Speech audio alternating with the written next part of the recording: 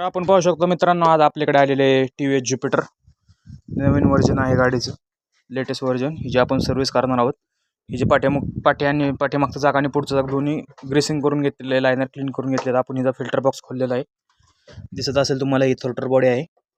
तर हे आपण फिल्टर जोडल्याच्या नंतर हे वॉश करून घेणार आहोत, त्यानंतर असेंबल करणार आहोत. हिचं ऑइल देखील आपण ह्याच्यात पाहू शकता.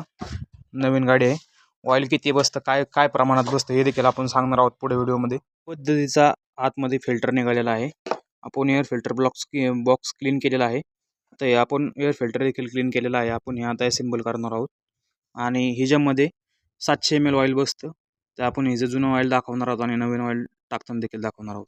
पाहू शकता, हे नवीन ऑइल टाकत आहोत आपण, मोटलचं टाकत आहोत आपण. आणि हे जे जुनं ऑइल दाखवतो तुम्हाला, हे दिसत असेल तुम्हाला, हे काळं ऑइल आहे पूर्णपणे. ते आपण ड्रिन करून घेतले.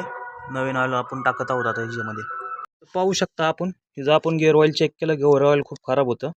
हे देखील आपण चेंज करणार आहोत. दिसत असेल तुम्हाला, एकदम पाण्यागत पातळ ऑइल झालेलं आहे.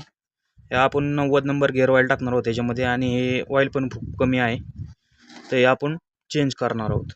आपण हे लायनर पाठीमागचे खोललेले आहेत, ते क्लीन करून घेतले. लायनर देखील क्लीन करून घेतलेत. पाठीमागचा ड्रम देखील क्लीन करून घेतलेला आहे. आता हे असेंबल करून घेणार आहोत.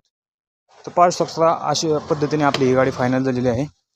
गाडीचं फायनल लुक दिसत असेल. वॉशिंग वगैरे करून झालेली आहे आपली कंप्लीट गाडी.